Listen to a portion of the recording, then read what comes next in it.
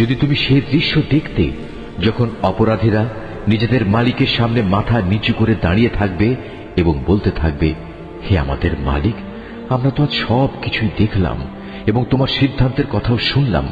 অতএব তুমি আমাদের আর একবার দুনিয়ায় পাঠিয়ে দাও, আমরা ভালো কাজ করব। এখন আমাদের পূর্ণ বিশ্বাস অর্জিত হয়েছে। আল্লাহ তাআলা বলবেন, আমি চাইলে প্রত্যেক ব্যক্তিকে হেদায়েত দিয়ে দিতাম, কিন্তু আমার পক্ষ থেকে সে ঘোষণা আজ সত্য প্রমাণিত হল। আমি মানুষ ও জিনদের মধ্যে থেকে এদের সবাইকে দিয়ে জাহান্নাম পূর্ণ করব। এই আয়াতটি যিনি তেলাওয়াত করবেন এবং যিনি এই আয়াতটির তেলাওয়াত শুনবেন, তাদের সবাইকে এখানে একটি সাজদা আদায় করতে হবে। এটা ওয়াজিব। অতঃপর ওদের বলা হবে, যাও তোমরা জাহান্নামের শাস্তি আস্বাদন করো। যেভাবে তোমরা আজকের এই সাক্ষাৎকারের কথা ভুলে গিয়েছিলে, আমিও তেমনি আজ তোমাদের ভুলে গেলাম। যাও নিজেদের কৃতকর্মের প্রতিফল হিসেবে জাহান্নামের চিরস্থায়ী শাস্তি ভোগ করো। আমার আয়াতসমূহের উপর তারাই ঈমান আনে। যখন তাদের আয়াত দ্বারা উপদেশ দেয়া হয়, তখন তারা সাথে সাথেই সাজদাবনত হয়ে পড়ে। উপরন্তু তারা তাদের মালিকের সপ্রশংস পবিত্রতা ঘোষণা করে এবং নিজেরা অহংকার করে না। তাদের পার্শ্বদেশ রাতের বেলায় বিছানা থেকে আলাদা থাকে। তারা নিশুতি রাতে আযাবের ভয়ে এবং জান্নাতের আশায় তাদের মালিককে ডাকে। তদুপরি আমি তাদের যা কিছু দান করেছি, তারা তা থেকে আমার পথে ব্যয় করে। কেউ জানে না কি ধরনের নয়ন প্রীতিকর বিনিময় তাদের জন্য লুকিয়ে রাখা হয়েছে। মূলত তা হবে তাদের কাজের যথার্থ পুরস্কার। যে ব্যক্তি মোমেন, সে নাফরমান ব্যক্তির মতো হয়ে যাবে? না, এরা কখনো এক সমান হতে পারে না। অতএব যারা ঈমান এনেছে এবং নেক আমল করেছে, তাদের জন্য সুরম্য জান্নাতে বাসস্থান হবে। এই মেহমানদারি হবে তাদের নেক কাজের পুরস্কার, যা তারা করে এসেছে। যারা আল্লাহ তাআলার নাফরমানি করবে, তাদের বাসস্থান হবে জাহান্নামের আগুন। যখনই তারা সেখান থেকে বেরিয়ে আসতে চেষ্টা করবে, তখনই তাদের ধাক্কা দিয়ে তার ভিতরে ঠেলে দেয়া হবে এবং তাদের বলা হবে, যাও আগুনের আযাব ভোগ করে নাও। তোমরা তো এ বিষয়কে মিথ্যা প্রতিপন্ন করতে।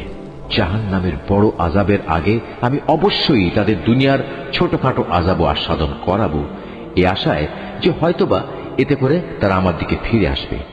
তার চেয়ে বড় জালেম আর কে হতে পারে, যে ব্যক্তিকে তার মালিকের আয়াতসমূহ দ্বারা নসিহত করা হয়, অতঃপর সে তা থেকে মুখ ফিরিয়ে নেয়। অবশ্যই আমি নাফরমানদের কাছ থেকে প্রতিশোধ নেব। রুকু ৩। হে নবী, তোমার আগে আমি মূসাকেও কিতাব দিয়েছিলাম, অতএব তুমি তার আল্লাহর সাথে সাক্ষাতের বিষয়টিতে কোন রকম সন্দেহ করো না। আমি যে কিতাব তাকে দিয়েছি, তা আমি বনী ইসরায়েলদের জন্য পথ প্রদর্শক বানিয়ে দিয়েছিলাম। আমি তাদের মধ্যে থেকে কিছু লোককে নেতা বানিয়েছিলাম। তারা আমারই আদেশে মানুষদের হেদায়েত করত, যখন তারা অত্যাচারের সামনে কঠোর ধৈর্য ধারণ করেছে। সর্বোপরি তারা ছিল আমার আয়াতের উপর একান্ত বিশ্বাসী। অবশ্যই হে নবী, তোমার মালিক কিয়ামতের দিন সে সব কিছুর ফয়সালা করে দেবেন, যেসব বিষয়ে তারা দুনিয়ায় মতবিরোধ করে বেড়াত। হে নবী, তোমার জাতির লোকেরা কি এ থেকে হেদায়েত পায়নি যে আমি তাদের আগে কত জাতিকে ধ্বংস করে দিয়েছি, যাদের বাসস্থান সমূহের মাঝ দিয়েই তারা সব সময় চলাফেরা করে? অবশ্যই এতে তাদের আল্লাহ তাআলাকে জানা ও চেনার জন্য অনেকগুলো নিদর্শন রয়েছে। এরপরেও কি এরা শুনবে না?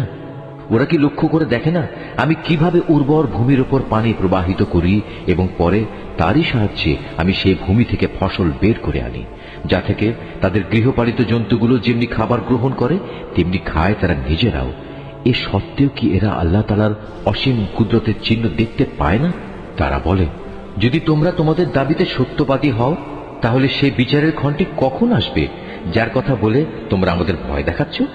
হে নবী, তুমি বলো, যারা কুফরি করেছে, বিচারের দিন তাদের ঈমান কোনোই কাজে আসবে না, না তাদের কোন রকম অবকাশ দেওয়া হবে। অতএব হে নবী, তুমি এদের এসব কথাবার্তা থেকে বিমুখ থাকো এবং তুমি শেষ দিনের অপেক্ষা করো। তারাও অপেক্ষা করছে।